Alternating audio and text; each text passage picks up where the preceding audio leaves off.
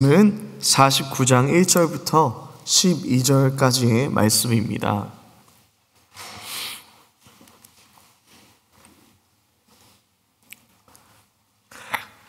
우리 한 절씩 교독하겠습니다. 야곱이 그 아들들을 불러 이르되 너희는 모이라. 너희가 후일에 당할 일을 내가 너희에게 이르리라. 너희는 모여 들으라. 야곱의 아들들아, 너희 아버지 이스라엘에게 들을지어다. 르우벤아, 너는 내 장자요 내 능력이요 내 기력의 시작이라. 위풍이 월등하고 권능이 탁월하다마는 물의 끓음 같았은즉 내가 아버지의 침상에 올라 더럽혔음이로다. 그가 내 침상에 올랐더라. 시므온과 레위니 형제요 그들의 칼은 폭력의 도구로다. 내 호나 그들의 모에 상관하지 말지어다. 내 영광아 그들의 집회에 참여하지 말지어다. 그들이 그들의 분노대로 사람을 죽이고 그들의 혈기대로 소 발목 힘줄을 끊었음이로다. 그 노여움이 혹독하니 저주를 받을 것이요 분기가 맹렬하니 저주를 받을 것이라. 내가 그들을 야곱 중에서 나누며 이스라엘 중에서 흩으리로다. 유다야, 너는 내 형제의 찬송이 될지라. 내 손이 내 원수의 목을 잡을 것이요 내 아버지의 아들들이 내 앞에 절하리로다. 유다는 사자 새끼로다. 내 아들아, 너는 내 움킨 것을 찢고 올라갔도다. 그가 엎드리고 웅크림이 수사자 같고 암사자 같으니 누가 그를 범할 수 있으랴. 규가 유다를 떠나지 아니하며 통치자의 지팡이가 그 발 사이에서 떠나지 아니하기를 실로가 오시기까지 이르니 그에게 모든 백성이 복종하리로다. 그의 나귀를 포도나무에 매며 그의 암나귀 새끼를 아름다운 포도나무에 맬 것이며 또 그 옷을 포도주에 빨며 그의 복장을 포도즙에 빨리로다. 그의 눈은 포도주로 인하여 붉겠고 그의 이는 우유로 말미암아 희리로다. 아멘. 오늘 제가 여러분들과 같이 나눌 하나님의 말씀은 제목은 유다의 사자 우리의 왕이라는 제목입니다. 여러분, 그 MGM 프로덕션 영화사에 대해서 아시나요? 이렇게 말하면 조금 어려울 것 같은데 1900년도 초반에는 미국에서 가장 유명한 7대 영화사였어요. 어떤 특징이 있냐면은 영화가 딱 시작될 때 이렇게 글자가 막 나오면서 거기에 사자가 우와 이렇게 하고 있는, 이렇게 하니까 좀 아시겠죠? 이 영화사가 저희가 잘 아는 바람과 함께 사라지다 이렇게 하니까 사람들이 반응이 오네요. 오, 그 영화사구나, 그죠? 그 영화를 만든 제작사였어요. 근데 거기에 사용된 그 사자들이 진짜 사자였어요. 그래서 그 감독이 사자를 해놓고 표정 연기도 시키고 그 모습을 찍기 위해서 촬영을 엄청 고단하게 했다고 하더라고요. 근데 생각해보면 왜 사자였을까? 우리가 알고 있듯이 사자의 이미지는 어떻습니까? 동물의 왕, 그쵸? 그리고 최고, 힘과 권력을 상징하지 않습니까? 성경에서 사자는 몇 번 나올까요? 110번 나옵니다. 성경에서 사자는 어떤 것을 나타냅니까? 왕권, 권위, 심판을 나타냅니다. 이것이 무엇을 뜻합니까? 왕으로 오실 그리스도를 나타냅니다. 근데 9절 말씀을 보면요, 유다는 사자 새끼로다 라고 쓰여 있어요. 왜 사자 새끼일까? 사자 새끼는 귀엽지 않습니까? 그쵸? 이 말은 사자 새끼를 우리가 생각하는 아기 사자를 얘기하는 것이 아니라 노쇠하거나 힘이 없거나 작고 자기를 지킬 힘이 없는 그런 어린 사자가 아니라 힘있고 능력 있는, 권위 있는 젊은 사자를 뜻하는 것입니다. 그 사자가 우리 그리스도인 줄 믿습니다. 그 능력 있고 권위 있고 힘 있는 그 사자가 우리의 왕 되십니다. 때로는 우리는 예수님을 노쇠한 사자처럼 대합니다. 우리 삶 가운데 능력이 없으신 것처럼. 그 뜻이 무엇입니까? 내가 내 마음대로 살아가는 것, 우리의 왕 대신 그리스도를 인정하지 않고 살아가는 모습이 우리의 삶 가운데 있을 때가 참 많이 있습니다. 그래서 나는 내가 원하는 것 행하면서 내가 왕인 것처럼 이 세상을 살아갑니다. 내가 원하는 것 그대로 행하고 내가 기분 내키는 대로 살아가는 것이 그리스도를 왕으로 인정하지 못하는 모습인 줄 믿습니다. 오늘 말씀을 통해서 그럼 우리가 깨달아야 할 건 무엇이냐? 예수 그리스도가 우리의 왕 되심을 다시 한번 더 깨닫고 고백하는 것. 그럴 때에 우리는 그 왕께 우리가 마땅히 드려야 할 순종을 드릴 수 있을 줄 믿습니다. 그런 은혜의 시간을 우리가 같이 누리기를 간절히 소망합니다. 본문의 첫 시작은요, 야곱이 아들들을 부르는 것으로 시작됩니다. 왜죠? 본문의 배경을 보시면 그가 죽을 때가 다가왔기 때문입니다. 그렇죠? 그 이유에 대해서 1절에 야곱이 설명하고 있습니다. 너희는 모이라, 너희가 후일에 당할 일을 내가 너희에게 이르리라. 예언을 하겠다고 말씀하고 있는 거죠. 그죠? 너희가 미래에 겪을 일을 내가 얘기해 주리라 라고 말씀하고 있는 것입니다. 죽을 때가 되면 사람들은 총명해진다고 합니다. 그렇죠? 야곱은 사는 날 동안에는 참 인간의 지혜를 의지하고 교활하게 산 것 같은데 그의 마지막 고백은 이렇게 달라집니다. 2절 말씀 보겠습니다. 너희는 모여 들으라, 야곱의 아들들아, 너희 아버지 이스라엘에게 들을지어다. 잘 들으셨나요? 뭔가 특별한 말씀이 있지 않나요? 없나요? 이 구절은요, 유일하게 성경에서 아브라함이 자신의 이름을 이스라엘이라 고백하는 구절입니다. 여러분, 이스라엘의 뜻은 일반적으로 우리가 어떻게 해석합니까? 하나님과 겨루어 싸워 이긴 자, 그렇게 성경에 쓰여 있지 않습니까? 정통적인 해석은 그렇습니다. 근데 하나님과 겨루어 이긴 자라고 우리가 인간을 해석하기엔 조금 우리의 신앙의 가치관과 맞지는 않습니다. 전에 있던 교회에서 목사님께서 어떤 청년이 그 종교 수업을 들었었어요. 대학교에서. 그래서 그 교수님이 랍비였어요. 랍비. 그래서 이스라엘의 뜻이 무엇인지를 네가 좀 물어보고 와라. 그렇게 이렇게 숙제를 내줬었어요. 그 여자 청년이 가서 랍비한테 물었답니다. 이스라엘의 뜻이 뭡니까? 성경에는 하나님과 겨루어 싸워서 이긴 자라고 하는데 랍비, 당신이 유대인이 생각하는 이스라엘의 뜻은 뭡니까? 그러니까 랍비가 이렇게 해석했답니다. 하나님이 함께 싸우신다. 하나님이 함께 하신다 라고 해석했다고 합니다. 이 뜻이 우리에게 더 맞지 않습니까? 하나님이 함께 하시는 이스라엘, 하나님이 함께 싸우시는 이스라엘. 야곱은 마지막 때에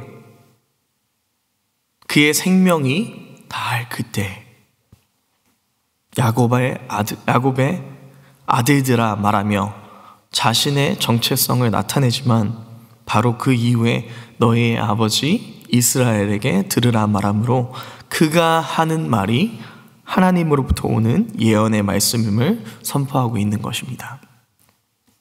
그러니 오늘 야곱이 하는 말은 그의 말이라고 보는 것보다는 하나님께서 그를 통해서 말씀하시며 야곱이 마지막의 생에 자기의 정체성을 고백하고 회복하는 은혜의 때인 것을 우리는 발견할 수 있는 것입니다. 그리고 장자인 시므온의 미래에 대해서 이야기하기 시작합니다. 르우벤아, 너는 내 장자요, 내 능력이요, 내 기력의 시작이라. 위풍이 월등하고 권능이 탁월하다. 이 말씀을 보면요, 야곱의 장자에 대한 기대가 얼마나 컸는지 설명하고 있지 않습니까? 그렇죠? 저희 어머니도요, 제가 조금 못하고 아니면 잘해도 그렇게 큰 기대를 걸지 않습니다. 왜냐하면 저는 장자가 아니기 때문입니다. 저에게는 형이 있습니다. 4살 위에 형이 있어요. 그래서 저희 어머니는 저희 형에 대해서 엄청나게 걱정하십니다. 이 아들이 잘 될까? 이 아들이 잘 안 되면 어떡하지? 저한테도 그런 고민을 많이 말씀하시는데, 예로부터 한국 사람의 문화에서도 그렇고 장자에 거는 기대가 참 큰 것 같아요. 그죠? 장자가 안 되면 그 다른 자식들이 잘 돼도 부모의 마음이 편치 않은 그런 마음. 그죠? 야곱에게도 그런 똑같은 마음이 있었던 것 같습니다. 또한 우리 그 국제시장 보셨나요, 여러분? 국제시장 되게 유명한 영화죠. 그죠? 국제시장 보면 어떻습니까? 장자로 태어난 그 주인공이 부모님이 다 없어지고 그 많은 수많은 동생들을 위해서, 가족들을 위해서 희생하고 자기의 책임을 다하는 그 아름다운 이야기에 사람들은 눈물 흘리는 건 아닙니까? 야곱의 마음도 장자는 단순히 첫째 아들이 아니라 그의 가족을 대표할 자였고 가족을 책임지는 자로 기대했던 것입니다. 그렇기 때문에 그가 이렇게 고백합니다. 이는 내 장자요 내 능력이요 내 기력의 시작이라. 위풍이 월등하고 권능이 탁월하다. 근데 끝에 무슨 말이 나옵니까? 그러하다마는 잠재력과 자질이 뛰어났다는 것인데, 그렇다마는 우리에게 야곱의 그 마음에 깊은 안타까움과 그의 기대가 무너졌다는 사실을 알려주고 있습니다. 4절에 어떻게 얘기합니까? 탁월하다마는 물의 끓음 같았든즉. 물이 끓으면 어떻습니까? 끓죠, 그죠? 보글보글 끓죠. 막 튀죠, 그죠? 이게 무슨 뜻입니까? 물이 끓어오르듯이 충동적이고 경솔하며 통제되지 않았다는 뜻입니다. 그의 충동적이고 통제되지 않은 결과가 무엇이었습니까? 그죠? 창세기 35장 22절 보면 이스라엘이 그 땅에 거주할 때 루벤이 가서 그의 아버지의 첩 비라와 동침함에 이스라엘이 이를 들었더라. 자신의 욕망에 통제하지 못하고 아버지의 첩과 동침하는 죄를 집니다. 그렇기 때문에 장자의 복을 받을 수 없다, 야곱은 말하고 있습니다. 우리 루벤 보면요, 어떻게 아빠의 첩하고 자기 형제 엄마하고 그런 짓을 할 생각을 해? 이런 천인공노할 자식, 이런 생각이 들지 않습니까? 그렇죠? 그렇게 손가락질할 수 있지 않으세요? 맞아요. 저주 받을 만해요. 그런데 우리가 기억해야 되는 것은, 우리에게는 그 물이 끓음이 없을까요? 여러분에게는 그 물이 끓음과 같은 모습이 없으십니까? 충동적이고 절제되지 않은 모습이 여러분의 삶 가운데 없다고 단언하고 확신하고 고백할 수 있으십니까? 저는 여러분이 루벤하고 똑같다고 말하면서 죄인 취급하고 싶은 게 아닙니다. 그런데 우리가 기억해야 되는 것은, 우리는 언제라도 물의 끓음과 같이 행동할 수 있는 죄인이라는 사실입니다. 그렇다면 우리가 말씀을 보면서 깨달아야 되는 것은 이런 것입니다. 내가 하나님 앞에서 충동적이며 절제되지 않는 삶의 모습은 뭘까? 그게 뭘까? 저와 여러분이요, 하나님의 말씀을 다른 사람의 이야기로 본다면 이런 고민이 없을 것입니다. 하지만 오늘 주어진 말씀이 진짜 하나님의 말씀이라면 오늘 말씀을 붙잡고 돌아가시면서 기도하면서 고민할 것입니다. 하나님 앞에서 내가 절제해야 될 것, 충동적으로 행하지 말아야 될 것이 무엇일까? 내가 하나님 앞에 드려야 할 순종이 무엇일까? 이것을 고민하는 것이 신앙생활입니다. 본문으로 돌아가겠습니다. 5절 말씀에 보면 시므온과 레위니 형제요 그들의 칼은 폭력의 도구로다. 시므온과 레위가 왜 저주를 받고 있습니까? 우리가 잘 알고 있죠, 그죠? 디나가 세겜 땅에 여인들을 만나러 가서 세겜 땅의 추장의 아들에게, 그렇죠? 성폭행을 당하고, 시므온과 레위가 그들에게 너희도 하나님의 백성이 될 수 있으니 할례를 받으라, 그렇게 얘기를 하고 할례를 받아서 고통스러워할 때 칼을 들고 그 모든 세겜 땅의 백성들을 학살하는 그런 죄를 지었습니다. 어떻게 보면요, 세겜 땅의 그 아들이 원인 제공을 했지 않습니까? 그쵸? 먼저 악하게 했죠. 그런데 시므온과 레위가 하나님 앞에 죄 지은 것은 두 가지였습니다. 첫 번째는요, 너희도 하나님의 백성이 될 수 있어 라고 말한 것입니다. 시므온과 레위가 다른 이방 사람들을 하나님의 백성으로 삼을 수 있는 그런 권위나 능력이 있었습니까? 없었습니다. 근데 왜 그렇게 얘기했을까요? 나의 분노를 해결하기 위해서. 나의 분노를 해결하기 위해서 그런 것입니다. 그들은 자기의 복수를 이루기 위해서 사람들을 속이고 하나님의 백성의 자격을 자기가 가지고 있는 것처럼 행동합니다. 그럼 두 번째 그들의 죄는 뭡니까? 악을 악으로 갚는 것입니다.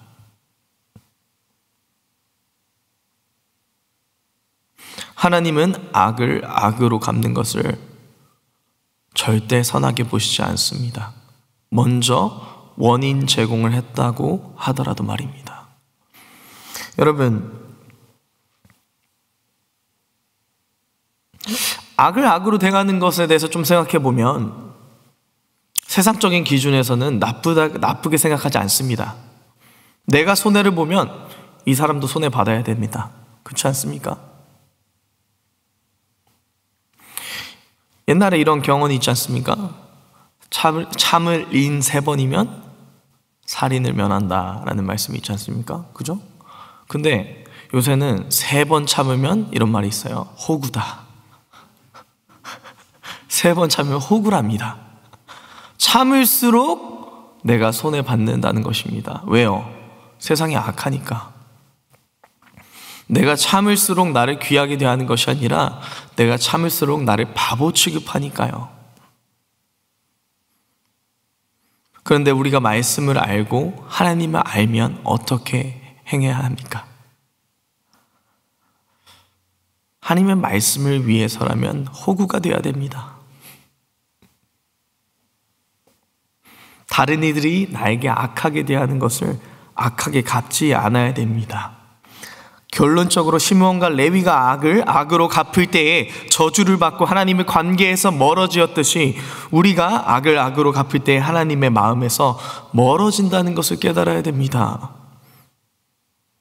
왜 악을 악으로 갚지 않아도 괜찮다는 그 믿음의 근본이 어디에서 옵니까?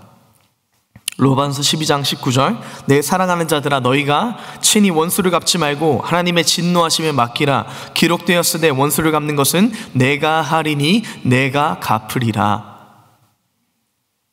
스스로 갚지 마십시오. 악을 대응하지 말고 피하십시오. 주님께서 갚으실 것을 믿으시면 그렇게 사는 것이 그리스도의 삶과 믿음입니다.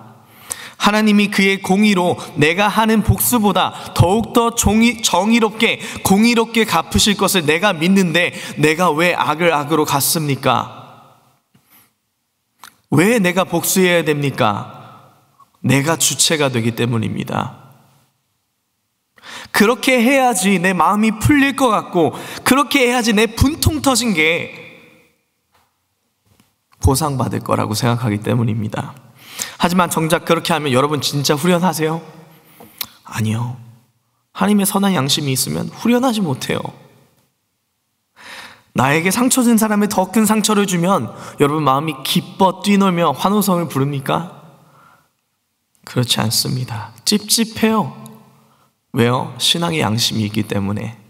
왜요? 믿음이 있기 때문에. 왜요? 하나님의 은혜를 알기 때문에. 내 양심이 아프지 않으면 하나님께 속한 사람이 아닌 거예요. 어떻게 그리스도가 왕인데 사람들에게 상처를 주고 기뻐합니까? 어떻게 그리스도가 왕인데 복수를 해야만 속이 풀립니까? 어떻게 그리스도가 왕인데 그분의 성품이, 그분의 아름다우심이 삶 가운데 조금이나마 비춰지지 않습니까? 사랑하는 성도님들, 분노나 감정에 휩싸여서 하나님의 백성의 모습과 정체성을 잃지 않으시기를 이 시간 기도합니다. 저도 성화가 좀 덜 됐거든요. 그래서 화내고 나서 후회해요. 그런데 그 모습이 순종함으로 서서히 주님을 닮아가고 언젠가는 화내기 전에 주님을 기억하고 참는 모습으로 변화되어야 되지 않겠습니까? 그럴 때 세상이 우리를 보고 좀 내가 아는 기독교인과 좀 다른데, 좀 짠 것 같으니까 소금인 것 같은데, 좀 빛이 비치니까 빛인 것 같은데, 그렇게 보지 않겠습니까? 분별되십시오. 세상을 본받지 말고 우리 왕 대신 그리스도를 본받고 닮아가며 그분을 따르는 우리가 되기를 기도합니다. 마지막 차례는 저주가 끝나고 축복을 받는 유다의 모습이 나타나고 있습니다. 여러분, 유다는 왜 축복을 받습니까? 그는 얼마나 달랐길래 형들 3명을 제끼고, 그죠? 장자의 복을 받습니까? 우린 유다가 왜 예수님의 계보의 복을 잇는, 그 복을 받을 수 있는지 볼 수 있습니다. 르우벤은 아버지의 침상을 더럽혔습니다. 시므온과 레위는 세겜성 사람들을 분노로 살인하는 죄를 졌습니다. 단지 이 사람들이 죄를 졌기 때문에 순번이 4번째로 돌아갈 거가요? 아니죠, 그죠? 유다는요, 모든 형제들이 요셉을 죽이려고 할 때 중재자 역할을 감당합니다. 근데 어떻게 보면 르우벤도 중재하려는 노력을 했어요. 그렇죠? 근데 형제들이 르우벤의 말은 듣지 않았고 형제들이 유다의 말은 들었어요. 왜죠? 그가 장자 같은 역할을 했기 때문에, 그가 책임을 지는 사람이었기 때문에, 그가 희생을 하는 사람이었기 때문이었습니다. 그렇기 때문에 베냐민을 요셉이 데려오라고 할 때 야곱이 길길이 뛰지 않습니까? 내가 요셉이 죽었는데 내 사랑하는 베냐민까지 죽게 되면 내가 어떻게 살겠냐라고 말하는 야곱에게 유다가 뭐라고 합니까? 자기의 생명을 걸고 베냐민을 무사히 데려오겠다라고 말합니다. 그리고 말에서 끝나는 것이 아니라 베냐민이 은잔을 훔친 혐의로 붙잡혔을 때 유다가 뭐라고 말합니까? 이제 주의 종으로 이 아이를 대신하여 머물러 있어 종이 되게 하시고 이 아이는 그의 형제들과 함께 올라가게 하소서. 내가 이 아이와 함께 가지 아니하면 내 아버지가 아이를 이름으로 죽으리니 이같이 되면 주의 종이 그의 아버지에게 큰 슬픔을 끼치게 됨이니이다. 유다는 책임을 지는 사람이었고 형제들 사이에서 아버지인 야곱이 원했던 리더십과 중재를 맡은 사람이었습니다.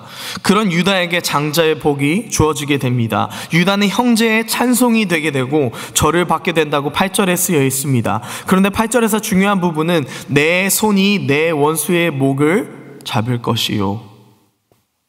이는 그리스도가 유다의 자손을 통해서 올 것을 이야기하고 이 부분이 9절로 이어집니다. 유다는 사자 새끼로다. 아까 뭐라고 말씀드렸죠? 젊은 사자, 힘 있는 사자, 능력 있는 사자, 위풍당당한 젊은 사자. 그 사자가 움킨 것을 찢고 올라갔도다. 그가 사냥해서 먹이를 물고 올라갔도다. 그리고 엎드리고 웅크리고 있는 수사자와 암사자 같으니, 엎드리고 웅크리는 사자가 얼마나 무서운 줄 아십니까? 엎드리고 웅크린다는 것은 공격할 준비가 됐다는 것입니다.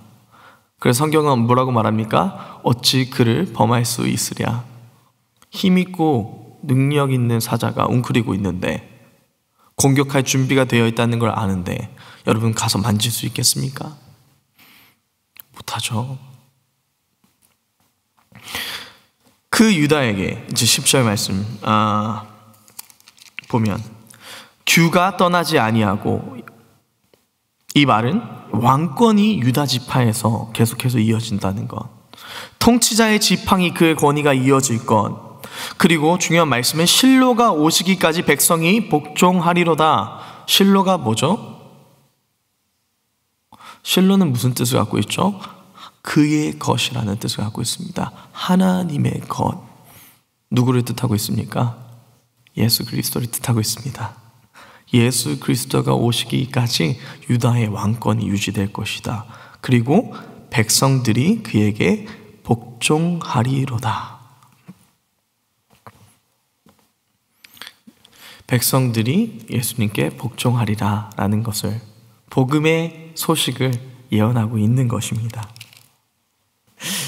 그리고 11절 12절에 보면 더 나아가서 예수님이 어떻게 이 땅에 오실지를 더 얘기하고 있는데, 그의 나귀를 포도나무에 매며 그의 암나귀 새끼를 아름다운 포도나무에 맬 것이며 그의 옷을 포도주에 빨며 그의 복장을 포도즙에 빨리로다. 나귀 새끼의 표현이 나오지 않습니까? 그죠? 나귀 새끼를 타고 입성하신 예수 그리스도. 그쵸? 근데 그의 옷을 포도주에 빤대요. 여러분, 옷을 포도주에 빨면 어떻게 됩니까? 엉망이 되지 않습니까? 여러분은 그런 경험이 있을 거예요. 식사를 하면서 와인을 한짝 하다가 이렇게 밝은 옷을 입었는데 거기에 탁 튀는 거예요. 그래서 하면서. 하지만 옷을 와인에 빨지는 않습니다. 성경이 말하는 것은 와인, 그 포도주는 생명과 풍요를 뜻하지 않습니까? 예수님이 돌아오실 그때에, 예수님이 돌아오실 그때에 우리가 풍요해지고 생명이 있는 모습으로 회복될 것을 우리에게 말씀하고 있는 것입니다. 예수님이 돌아오시면 하나님의 나라가 회복되는 거 맞죠? 그렇죠? 우리는 영원한 천국에 거하는 것도 맞죠? 우리는 이 나라를 소망하기 때문에 이른 아침에 하나님을 예배하러 기도하러 나오신 거 맞죠? 근데요, 한 가지 점검해야 되는 사실이 있습니다. 영원히 그리스도와 함께 사는 것이 여러분에게 가장 큰 행복이 되십니까? 제가 청년부들하고 성경 공부를 하면서 이런 얘기를 했습니다. 예수님의 구원만으로 만족하니? 예수님께서 너희에게 영원한 생명을 준 것만으로 너희는 만족하니? 다른 것이 다 없어도, 네가 하는 일이 안 돼도, 어려움이 생겨도, 남들이 가지고 싶은 걸 가지지 못해도 주님께서 너를 구원하신 것, 그것만으로 만족하니? 그럼 청년들이 뭐라고 얘기하는 줄 알아요? 찔린대요. 내 삶에는 내가 자기가 좋아하는 게 너무나 많대요. 그것들보다 예수님을 더욱더 자기가 기뻐한다고 감히 그렇게 말을 못하겠대요. 저는 그게 너무나 건강한 것 같아요. 너무나 솔직한 것 같아요. 우리는 있는 척 하잖아요. 우리는 주님만으로 충분한 척 하잖아요. 우리는 주님만으로 괜찮다고 말하잖아요. 근데 삶의 실상은 어떻습니까? 아둥바둥 살아갑니다. 더 가지려고, 더 뭔가 좋은 거 먹으려고. 그렇죠? 저도 그렇습니다. 주님께 속하지 않은 자들에게 구원의 소식은 좋은 소식이 아닙니다. 그쵸? 여러분들에게 오늘날 이 복음의 메시지는 좋은 소식입니까? 그렇다면요, 여러분들은 예수 그리스도께 속한 자들입니다. 그렇다면요, 이 찬송가처럼 고백하게 될 것입니다.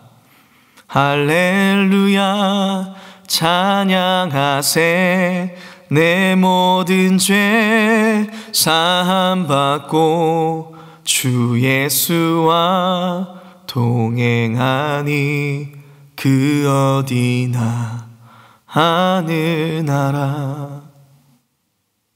우리가 거하는 땅이 왜 천국이 됩니까? 예수 그리스도가 동행하기 때문에. 아멘. 우리가 아무리 힘든 문제와 어려움 가운데 살더라도 우리 주님만 있으면 그 어디나 하늘나라라고 우린 고백할 수 있어야 합니다. 사랑하는 성도님들, 유다의 사자, 우리의 왕 대신 그리스도를 믿으십니까? 그 그리스도를 죽기까지 따르시겠습니까? 여기서 조금 아멘이 적어지네요. 그죠? 어쩔 수 없이 죽기까지 따르긴 조금 부담이 되죠. 그죠? 그렇지만 우리가 결단하면서 우리의 삶을 주님께 맡겨드릴 수 있기를 간절히 소망합니다. 정말 그리스도를 믿으신다면 이 인생이 나의 것이 아니라 주님의 것임을 고백할 수 있기를 소망합니다.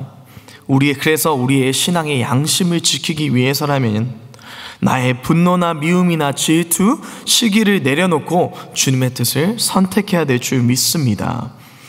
떠밀려서 순종하지 마시고 내가 직분자라서 순종하는 그런 불쌍한 모습이 되지 않기를 소망합니다.